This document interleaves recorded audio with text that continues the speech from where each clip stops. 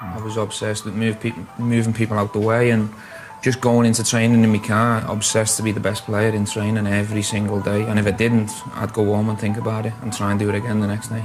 You have to be obsessed. And when you get that little sniff and that little bit of hope, you've got to, even though they're your teammates, you've got to be obsessed to move them out the way. And once you're in, they're staying out the way and they're not coming back. I know you're loving your new job. Do you get frustrated when you see brilliant talent that's not obsessed? To be honest with you, the word talent frustrates me as well. I love talent and I love seeing it, but for me, since I've gone into Liverpool's academy and I've watched a lot of academy games of late, the important thing for me is these players need to understand the other side of the game. Fighting, winning, tackling, going where it hurts, letting your lungs burn, really digging deep. And, you know, the end of games when young kids want to give up, you can't do that at Premier League level or Champions League level. Yeah. So, for me, just as important as talent is the other side of the game. Yeah. Just legendary words from Stevie G. You know, that's what we preach, man. Every day that you watch these vlogs, I try and give some of that content that, you know, not just said by me, but backed up by legends like Gerrard. Anyway, today was recovery. Just went for a quick light jog in the morning. So today, I analysed two great games, Arsenal Man City and the El Clasico, of course. And quickly what we get into here is how to penetrate high pressure. So we talked in the last video about, you know, what do you do when defenders are dropping deep, or what do you do when defenders are putting so much pressure on you? Now, what do? And you can see three clear examples of literally just knock and runs behind the defender. Go ahead and replay these if you need to. The next one, particularly important for me because I play as a wing back, that's one of my favourite positions, was this goal. So look at this is not just a great cross, but it's the run, right? The run from Monreal. He makes a great run. That's his starting position. That's his finishing position. So great timed run by Monreal. One important thing to see here is that if you want to get more goals, get on the end of more crosses, you have to start that run. And if you look back at this goal, Monreal started that run, Chamberlain saw it, and that's why Monreal scored. Determination.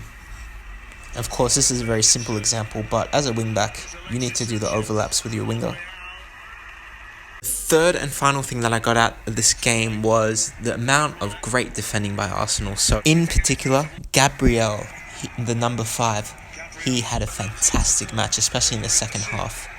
And you look at what he does here. He's tucking inside. This one, Monreal actually is following the run of De Bruyne. Okay, just gets a nick away on that. Very important. Again, Gabriel, slide tackle, good anticipation. He does it again. And no, this is actually not the same example I just showed. It's actually a different one. But again, you can see he's on his toes, always ready for what's to come. And you can see here, ball comes out again. He's first on it.